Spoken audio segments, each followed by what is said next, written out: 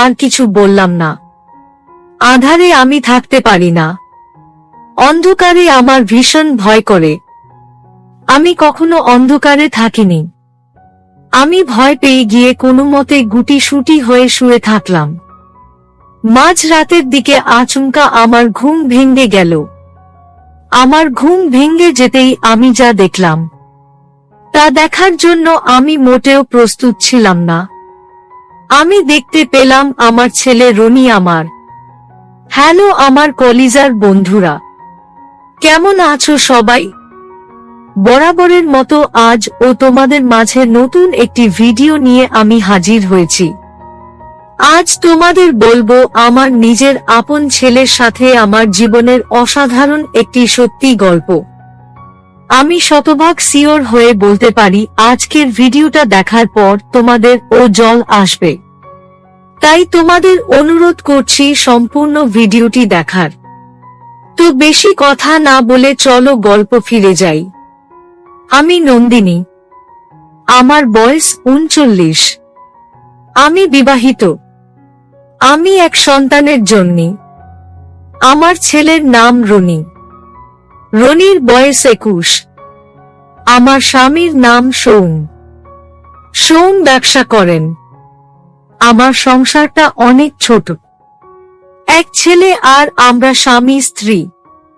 এই 3 জনের সংসার আমাদের। আমার স্বামী অনেক ভালো মনে একজন মানুষ।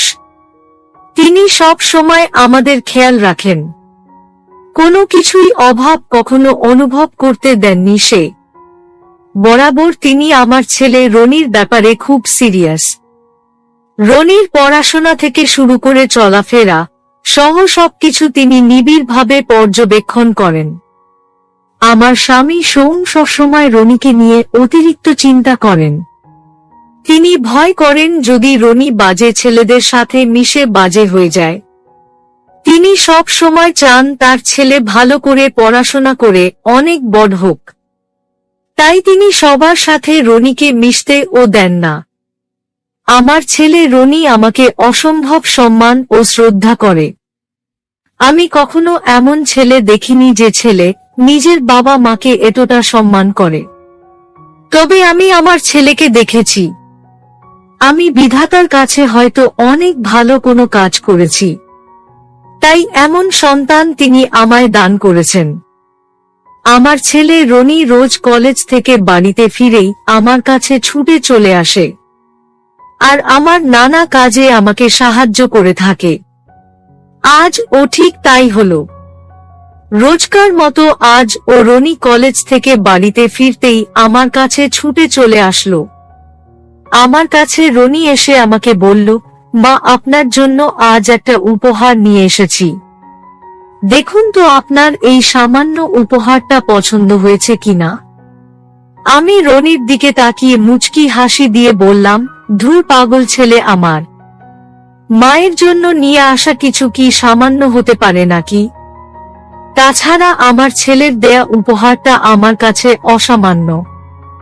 আমার কথাটা শেষ হতেই রনি নিজের পকেট থেকে একটা রিং বের করে আমাকে দিল আর বলল, মা এই রিংটা আপনার গতকাল মেলায় পছন্দ হয়েছিল মনে আছে?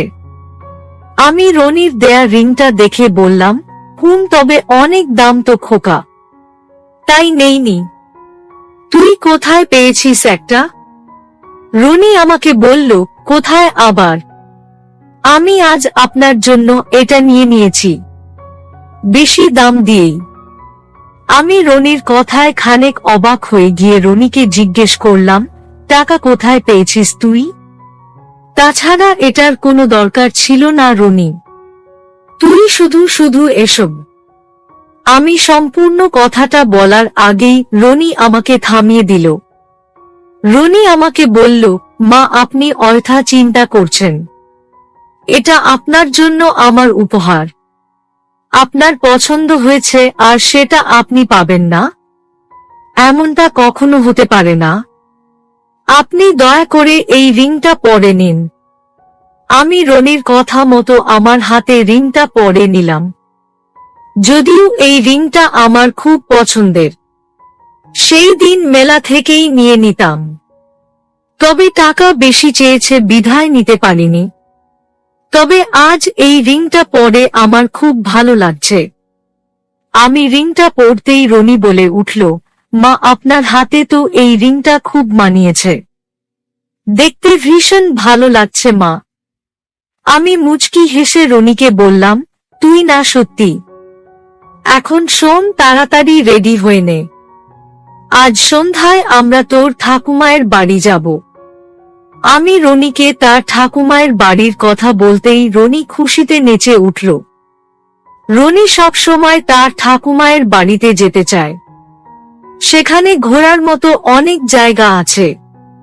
আমি সব সময় রনিকে নিয়ে আমাদের বাড়িতে ঘুরতে যাই। যদিও আমার স্বামী সোম ব্যবসার জন্য সব সময় আমাদের সাথে যেতে পারেন না, তবে আমি আমার ছেলেকে নিয়ে প্রায় সময় সেখান থেকে ঘুরে আসি। রনি ভীষণ খুশি হয়ে গিয়ে আমাকে বলল, মা সত্যিই বলছেন? এবার গেলে কতদিন থাকবো আমরা? আমি বললাম, এই 2 দিন থাকতে পারবো। তাছাড়া তোর বাবা তো বাড়িতে একা থাকবে। ওনার আবার বাহিরের খাবার খেতে সমস্যা হয়। রনি বল, আচ্ছা মা, আমি তবে জামা কাপড় গুছিয়ে নিচ্ছি। আপনিও সবকিছু গুছিয়ে নিন। এই বলে রনি চলে গেল নিজের ঘরের দিকে। আমি মুচকি একটা হাসি দিয়ে চলে আসলাম আমার ঘরে। আমি আমার ঘরে এসে জামা কাপড় গোছাতে শুরু করলাম। আমি জামা কাপড় গুছিয়ে নিচ্ছি আর আপন মনে চিন্তা করছি আমার স্বামী সৌমের কথা। সোম এখন অনেকটাই বদলে গেছে। সে এখন আর আমার ব্যাপারে অতটা গুরুত্ব দেয় না। সে এখন নিজের মতো থাকতে পছন্দ করে। যদিও আমার কাছে এই ব্যাপারগুলো পুরাতন। আমি নিজের মনের কথা কখনো কারোর সাথে শেয়ার করতে পারি না। এই একটা দোষ আমার। আমি নিজের মনের কথা নিজের মনের মাঝে রেখে নির্বে সবটা সয় নেই। অনেকটা সময় ধরে আমি আপন মনে ছাই পাশ চিন্তা করলাম। অতঃপর সবকিছু গুছিয়ে নিয়ে সন্ধ্যার দিকে আমি আর রনি রেল স্টেশনে চলে গেলাম। রেল স্টেশনে আসতেই আমার চোখ পড়ল রনির দিকে। রনি একদম সেজে গুজে হ্যান্ডসাম হয়ে আছে। আমাদের ট্রেন আসতে একটু লেট হবে। আমি আর রনি যাত্রী ছাউনির নিচে বসে আছি। আমি রনিকে বললাম, খোকা, ট্রেন আসতে কি আরো লেট হবে? মানে আমার কেন যেন মনে হচ্ছে ট্রেন হয়তো চলে এসেছে। আমার কথাটা শুনে রনি বলল, মা, ট্রেন কোথায় আসলো? তাছাড়া ট্রেন আসলে তো আমাদের জানানো হবে। একটু অপেক্ষা করুন, চলে আসবে। আমি এবার মুচকি হেসে রনির সাথে ফাজলামি করে বললাম, আজ দেখি তুই একদম সেজে গুজে পরিপাটি হয়ে আছিস। বলি, আমার জন্য কি বৌমা নিয়ে আসবি নাকি? আমার কথাটা শুনে রনি ও হেসে ফেলল আর বলল, মা, আপনি কি যে বলেন? আমার এখনো অনেক কাজ বাকি। আমি পড়াশোনা শেষ করে ভালো চাকরি করে আপনার জন্য একটা রাজপ্রাসাদ তৈরি করব। তারপর অন্য সব কিছু। আমি রনিকে বললাম, খোকা, জীবন কিন্তু মোটেও সহজ কিছু না। জীবনের প্রতিটা ধাপে অনেক ঝামেলা থাকে, অনেক দায়িত্ব নিতে হয়। জীবনটা অনেক সাবধানে পরিচালনা করতে হয় খোকা। আমার কথা শুনে রনি বলল, মা, আমার জীবনে বেশি কিছু নেই। আমি বরাবর চাই আমার বাবা মায়ের সেবা করে যেতে, আর আপনাদের আশীর্বাদে অনেক বড় হতে। আমি রনির কথা শুনে রনির মাথায় আলতো করে হাত বুলিয়ে দিয়ে বললাম, এই তো আমার লক্ষ্মী ছেলে। আমি আর রনি রেল স্টেশনে বসে অনেক সময় ধরে গল্প করলাম। আমি আর রনি গল্প করতে করতে ট্রেন চলে আসলো। ট্রেন চলে আসতেই আমি আর রনি ট্রেনে উঠে পড়লাম। আমাদের ট্রেন তার নির্দিষ্ট গন্তব্যে পৌঁছাতে পৌঁছাতে ভোর হয়ে যাবে। এই কারণে আমি রাতের খাবার আলাদাভাবে রান্না করে নিয়ে এসেছি। ট্রেন ছেড়ে যাওয়ার প্রায় ঘন্টা খানেক পর আমি রনিকে বললাম, আয় খোকা, আমরা রাতের খাবার খেয়ে নেই। অনেক সময় হয়ে গেল তো। রনি বলল, জি মা, চলুন খাবার খেয়ে নেই, আমার ও ক্ষুধা পেয়েছে খানেক। আমি রনির কথা মতো খাবার সার্ভ করলাম। অতঃপর আমরা একসাথে খাবার খেয়ে নিলাম। আমাদের ট্রেনের কামরায় আজ তেমন কোনো লোক নেই। এর আগে যখন আমরা যাত্রা করতাম তখন অনেক লোকের ভিড় থাকত। আজ ভিড় তো দূর, তেমন কাউকেই চোখে পড়ছে না। একদিক দিয়ে ভালোই হয়েছে, ভিড় আমার একদম পছন্দ নয়। আমাদের খাবার খাওয়া শেষ হতেই আমি রনিকে বললাম, খোকা এখন তবে ঘুমিয়ে পড়, রাত জেগে আর কি করব। রনি বলল, এখন ঘুম হবে না তো, আসুন আমরা গল্প করি, সময় কেটে যাবে।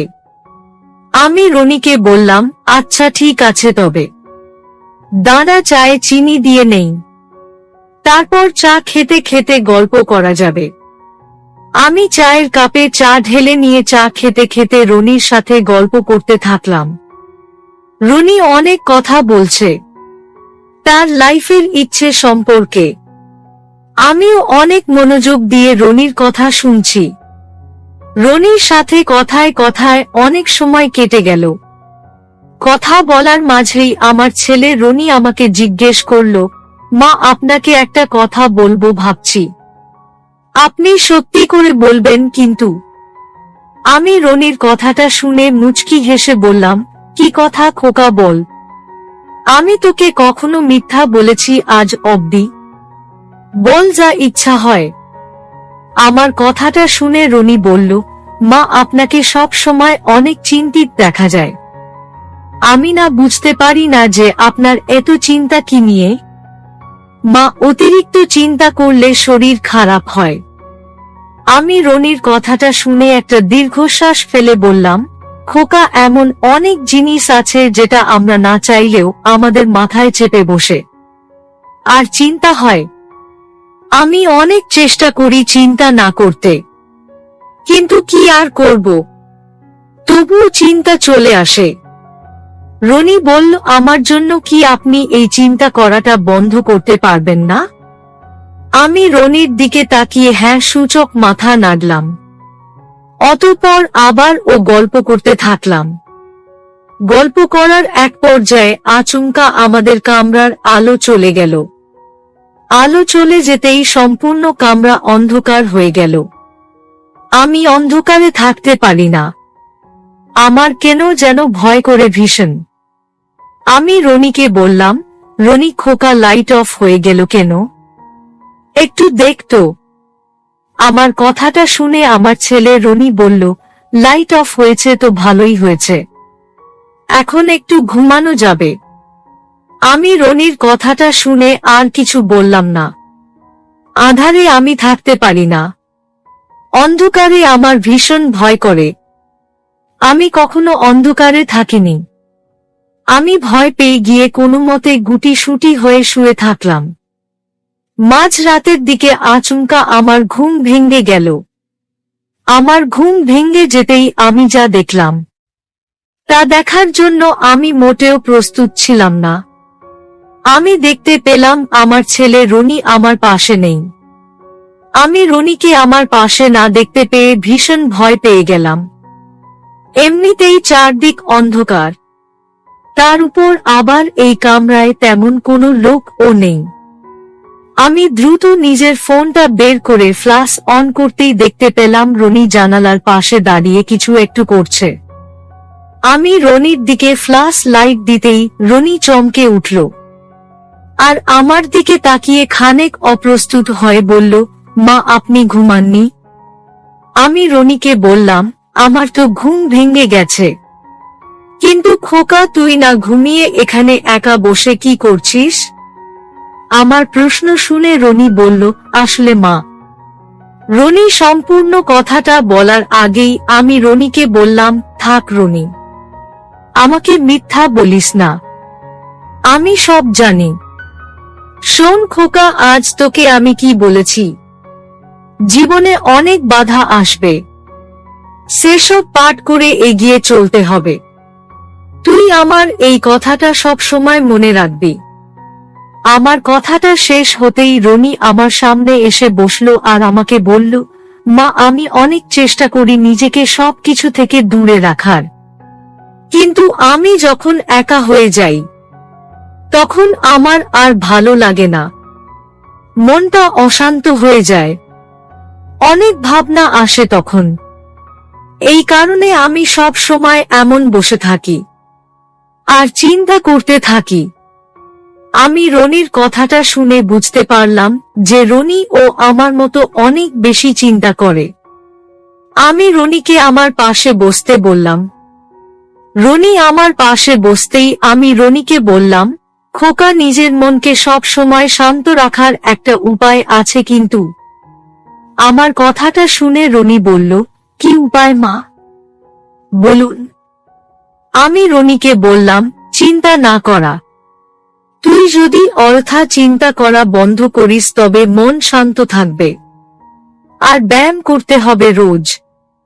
ব্যায়াম করলে শরীর মন দুটোই ভালো থাকে। আমার কথা শুনে রনি বলল, মা, আমি তো ব্যায়াম করা জানি না, আমি কি করে ব্যায়াম করব? আমি রনিকে বললাম, সমস্যা নেই, আমি জানি, আমি তোকে শিখিয়ে দিব। আমার কথাটা শেষ হতেই আমার ছেলে রনি আমাকে বলল, মা, আপনিও তো অনেক চিন্তার মাঝে থাকেন, তবে চলুন আমরা একসাথে ব্যায়াম করি, এতে করে আপনার ও মন ভালো থাকবে। আমি রনির কথা শুনে ভাবতে লাগলাম যে রনি যা বলেছে সেটা কোনো দিক থেকে ভুল কথা নয়, আমার ও ব্যায়াম করা উচিত। আগে যখন ব্যায়াম করার অভ্যাস ছিল তখন আমার মাথায় এত চিন্তা আসতো না, তবে এখন ব্যায়াম ও করি না, তাই মন ও ভালো থাকে না। আমি রনিকে বললাম, ঠিক আছে, তবে আয় এখন থেকেই ব্যায়াম করা শুরু করি, আলো চলে আসলে ঘুমাবো। এই বলে আমি আর রনি ট্রেনেই ব্যায়াম করা শুরু করলাম। সত্যি এমনভাবে ট্রেনে নিজের ছেলের সাথে ব্যায়াম করার কথা আমি কখনো ভাবতেও পারিনি। আমার ভীষণ ভালো লাগছে। রনির কাছে এই ব্যায়াম